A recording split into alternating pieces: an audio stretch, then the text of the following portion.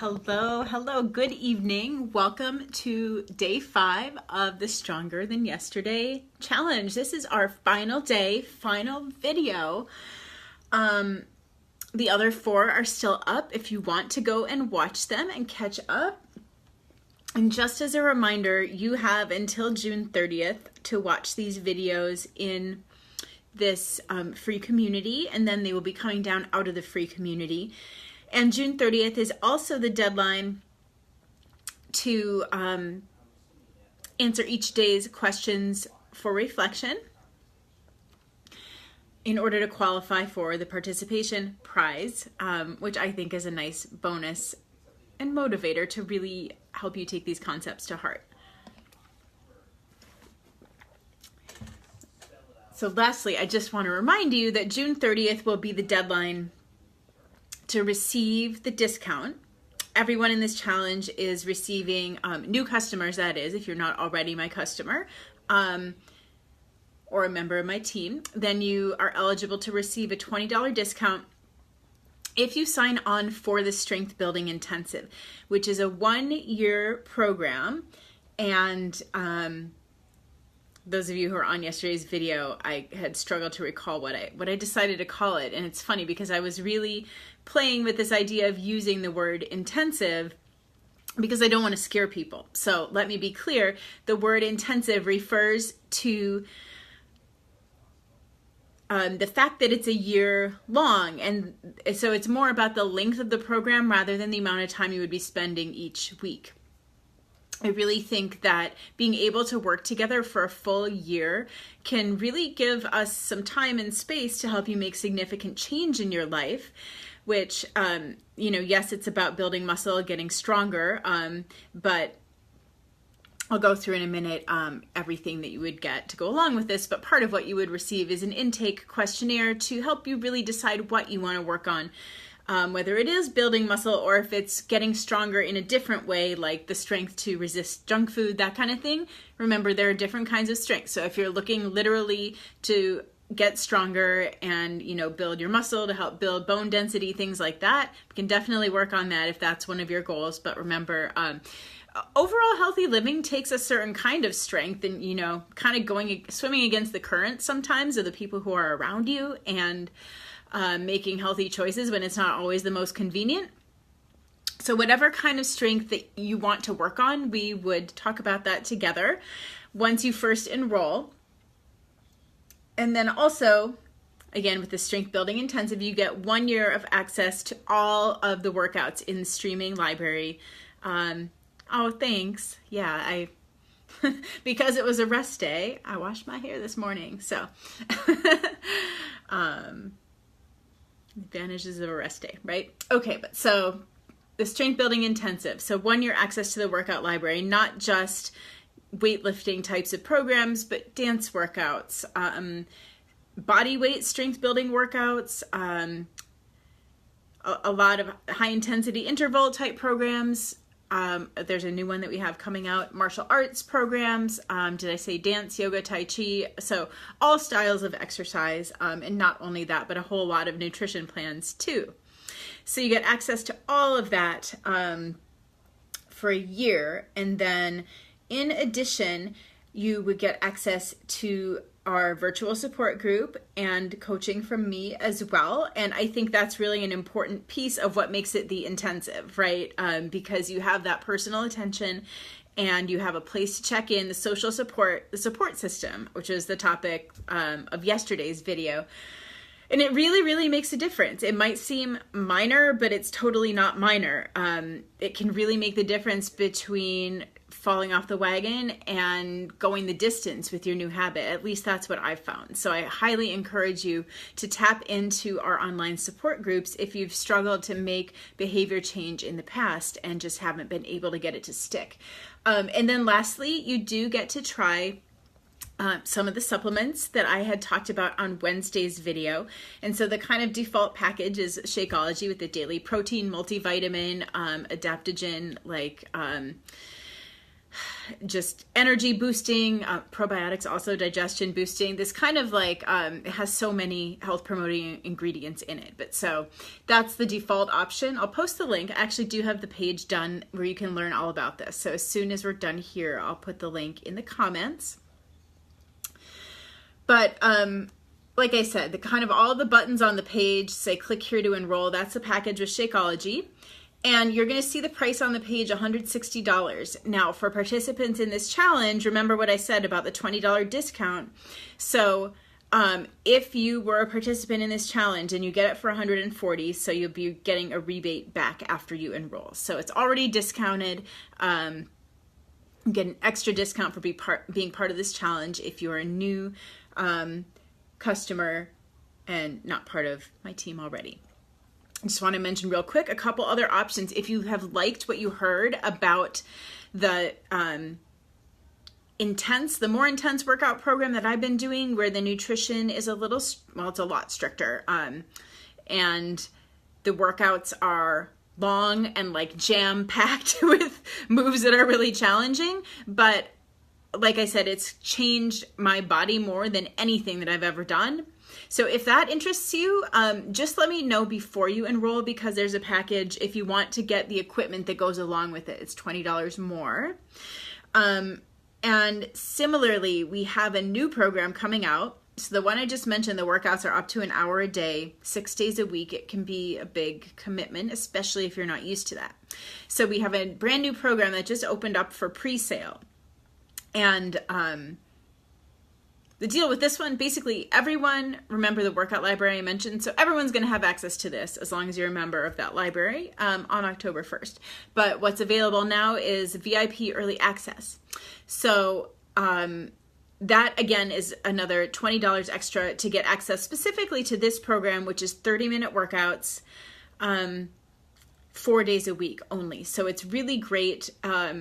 It's still, well, from what I'm hearing from the test group, this is one I haven't done yet, but it's there's like a small number of coaches who were involved with the filming, and they're really singing the praises of how effective it is in such a short time. So I think I'm really looking forward to trying it, and it can be a very good option for building strength and endurance and helping to establish that exercise habit for someone who is maybe not used to exercising daily yet. Okay, and it's great because you can squeeze it in with whatever other activities you want to be doing this summer.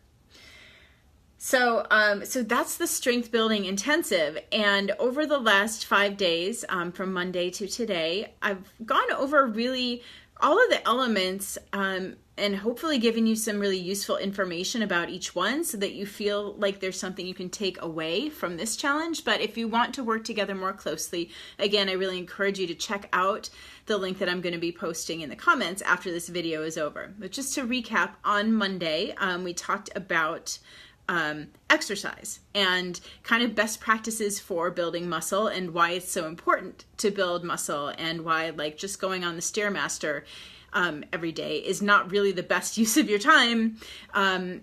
You know, if you're spending time exercising, might as well make it count for your health, right?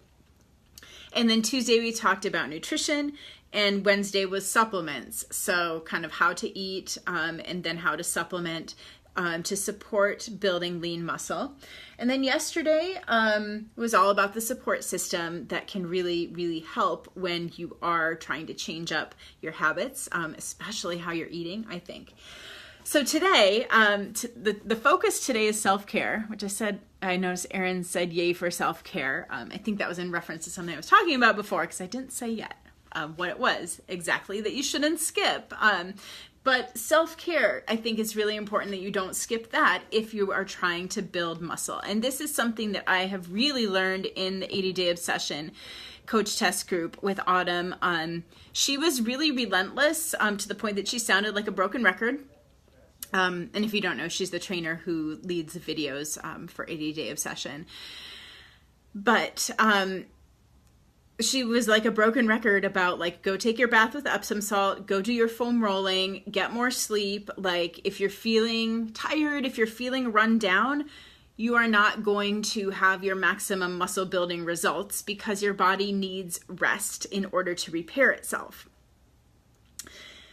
So that's one piece of it, and that's really, really important. I know that, I mean, I had pretty good results with the amount of sleep that I get, but I need more sleep than I'm getting, and I think they would be even better if I could manage to get a little more sleep. But you know, if you're severely sleep deprived, you're basically depriving your body of that overnight time when it can focus on functions like repairing and rebuilding your muscles. And you know, because you're not talking, you're not reading, you're not eating, you're not doing anything else, and that's, you know, a big part of what your body does is the repair functions. Getting everything ready again for your next workout, right? So getting enough sleep, really, really important. And then foam rolling and stretching to improve circulation and prevent injury. And again, you know, this is something I really learned, like with yoga. I think yoga is like the best preventive medicine. So I do a little bit of yoga at least every night before bed. Sometimes I'm so tired. Sometimes I really don't feel like it. But I've been really lucky so far with injuries and not getting injured, you know, with working out daily. And I think that's, you know, it's not that working out is dangerous, but just when you're doing new kinds of activity and you're really pushing your body, like just eventually we all have little defects in form that something is going to happen sooner or later. It happens to all of us. It doesn't mean you did anything wrong. You just didn't realize. So, but I do think that making sure that you stretch every day is really, really important and can help prevent injury, and just reduce the downtime that you'll have because of injury. Let me just look at the comments real quick. Erin says she needs more sleep too. How much is considered being sleep deprived? It really depends on the person. And I know it's especially hard with young kids, but yeah, because you basically can't sleep in, right? I would say, and maybe you know the answer from before you were a parent, but like really, you know, if you let yourself sleep until you wake up, how much would that be? That's basically what it is. Like it changes a bit, you know, throughout the life course. And a lot of people, as they get into their senior years, don't sleep as much. But, you know, I'm someone who really feels good with 8 to 9 hours. It's really interesting. I was reading an article yesterday about how sleep deprivation actually like makes depression not as bad. And so I kind of wonder if I've been like self-medicating a little bit like all these years by not sleeping quite enough, because I just get super bad anxiety if I have insomnia. So I just kind of wait until I'm really tired to go to bed, and I know I won't have any trouble falling asleep. But it's not really the best habit. But then again, if the alternative is being depressed, maybe it's okay. I don't know. So, but that's kind of, it's very individual. Like some people can get by on 6 hours, some people can get by, or some people need like 9 or 10. That's the other kind of extreme. Some people feel fine on like 4 or 5. That's pretty rare. Yoga for me is maybe 30 minutes. And it's just, again, like stretching before bed. Some nights it's 15 if I'm really tired.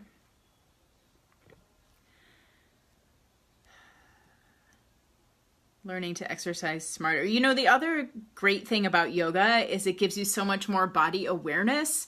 So, in a lot of my form videos, I'm talking about like really minute points of like how you're kind of moving your shoulder blades and things like that. So all of that I learned from my yoga teacher training and practice. But it's really important. And you notice things like I was noticing doing the move where you're lying back and doing this with a weight. And I noticed like my neck muscles were kind of getting into the movement. And so that could very easily turn into a pulled muscle in my neck, or who knows, like maybe herniated disc even, like if you're using really heavy weights. So just being very conscious of what muscles you're using, I think can also help prevent injury. And that's part of what yoga does for you because of the type of movements and the way the instructions are given. Looking forward to having fewer and shorter workouts. Yes, I am too. I'm loving this round, but I'm going to be fine when it's done in mid-August. Won't be doing it again. Not right now, anyway. I love your support groups for nutrition and exercise. Thank you. I'm glad you do. I love them too. I think they're really fun. That's kind of just the whole reason why I do this. All right, but so self-care. So kind of moving on from the obvious kind of self-care. Self-care is not just bubble baths, right? Epsom salts really help with muscle soreness, and I do recommend that, but that's not all that self-care is.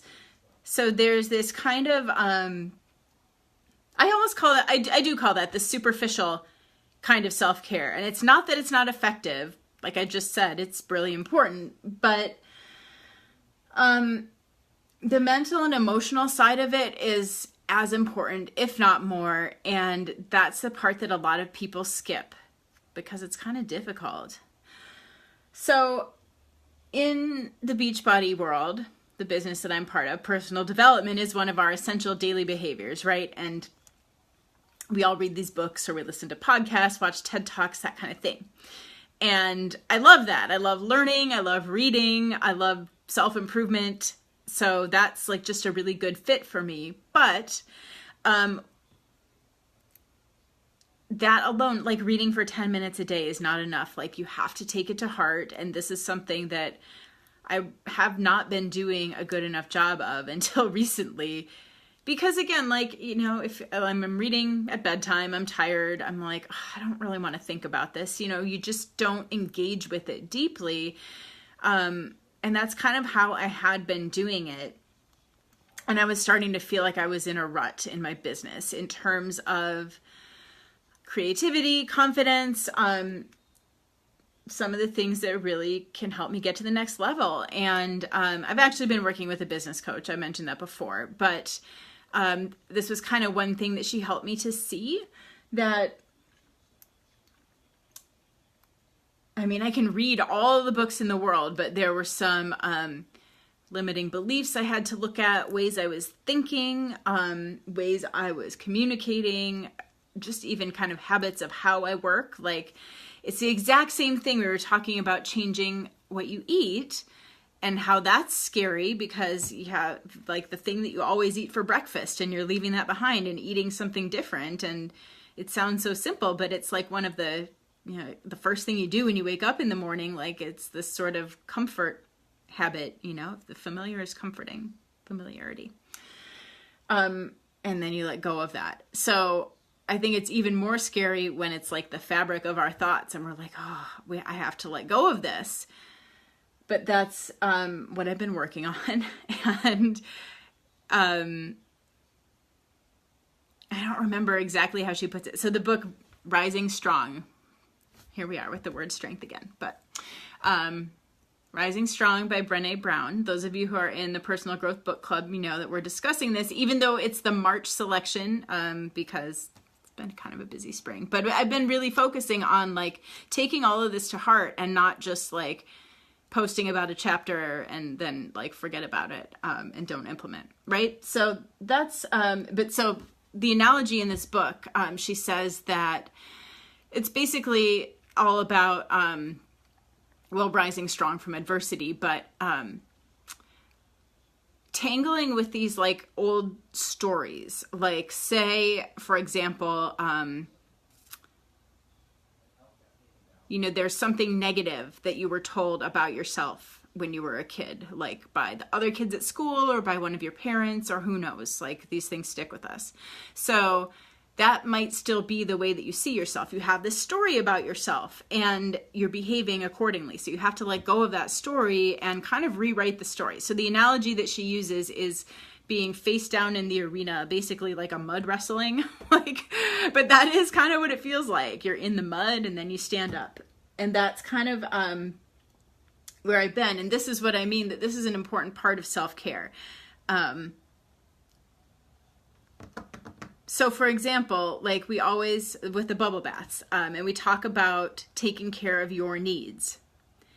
So there's times when that's easy, and then there's times when it's hard.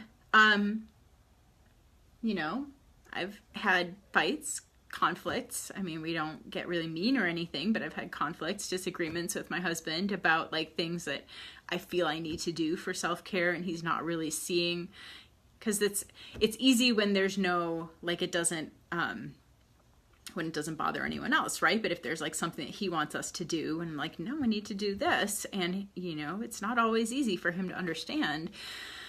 And so that's when you have to have those really honest conversations instead of just setting aside or like backing down and be like, okay, that's all right. We can do that instead. But, you know, obviously, like, you don't want to be too stubborn, and you have to acknowledge the other person's point of view and come to a compromise, things like that. But I think that there's a lot of us who, in the name of self-care, we do it when it's easy, but when it gets a little harder, that's when we kind of back down from it. But that's when it's really important, because that's when like it changes you, it changes your life, and it can change how people around you treat you, because you're showing that you're worth taking care of. You're not always going to put your needs last. So they might not like that always. But I think that, you know, as long as, you know, there's a difference between self-care and just being a jerk, right? And being like completely selfish, self-interested all the time. Like, we have to be a little selfish sometimes. That's not a bad thing. If you're like always choosing your needs over your partner's, that's also not good. So that's not what I'm advocating. But there is this kind of trend in our culture, I think, where like, you know, women are the caretakers. We put our own needs last. Selflessness is good sometimes, but you can't do it all the time. You have to be selfish sometimes, even if it's like very uncomfortable at first. So that's what I mean when I say self-care isn't all bubble baths. Like, or if you're getting in the bubble bath and all you're doing is thinking about your to-do list. So are you really taking it to heart? Like, when you have that opportunity to say, I'm going to take care of me now, can you help? I don't know. I mean, I've asked like my husband to help with dinner prep so I can do something else, like just asking for help, or unplugging, like the things that allow you to really meet your own needs and to really like mentally be in the self-care, and like really examining what you need. We've got a lot of, well, I just know a lot of passive aggressive people. We probably all do. Some of them are in my family, some not. But that's like, and I have done this myself in the past. I probably still do sometimes, but where like you just can't bring yourself to ask for what you need. So instead you act out in other ways that are not really about, you know, like an example would be getting annoyed at a coworker because they didn't help you out with something. And then you're kind of like, you know, sending an email that's a little nasty, but it's like they can't put their finger on it exactly. Like, do you mean this to be rude? Or, you know, where they can't quite tell. Again, passive aggressive, right? You're not coming out and saying it, whether you're mad or not. You're just kind of like acting a little off and making them guess what they did wrong. Okay. So we don't want to be in that place. But we end up in that place if we don't ask for what we need, communicate when something goes wrong. So that's a big, big part of self-care. Now, how does it relate to getting stronger? Well, I mean, in the literal sense, like making time for your workouts, asking for help so you can get your workout in. But more in the non-literal sense, I think, it takes a lot of strength and guts when you're not used to asking for what you want and asking for what you need. So you have to build that muscle too. Like, that's just as important. And then thinking about like what really makes sense for you for self-care. It might be different if you're an introvert versus if you're an extrovert. Like, is it spending time with friends, or is it spending time by yourself? What self-care is not one size fits all. Pay attention to how you feel at the end of it. If you really feel recharged, or I know because I'm so introverted, when I go out to a party, then I feel like I need time to recharge when I get home. So just bear that in mind, that what's super restorative for someone else may not be the same thing that may not have the same effect on you. One thing I've really found to be true is if you don't get some non-food rewards set up in your life, you're going to turn to food for treats. So find some non-food ways to treat yourself, and it might be shopping, but you know, there's things that don't cost money also. I mean, maybe it's taking a bath, maybe it's taking time to read a book, like watching a movie. I don't know. I mean, there's a million things, like giving yourself time just to do an activity you enjoy and just giving yourself permission to not feel guilty about that. So find ways, find non-food treats that you really enjoy that feel like a treat, so that you don't turn to food for treats all the time.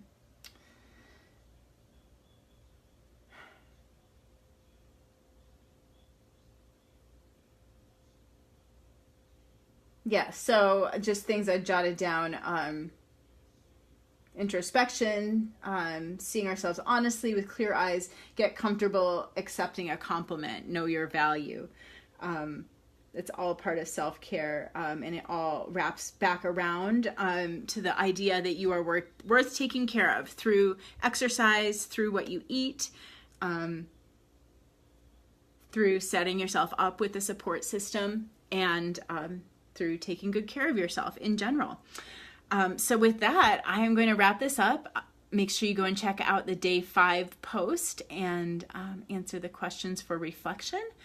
And check out the link as well for the Strength Building Intensive. I'm going to be posting it in the comments, and I hope that some of you will join us. The next challenge, the next support group actually starts a week from Monday. So I hope to see some of you in there.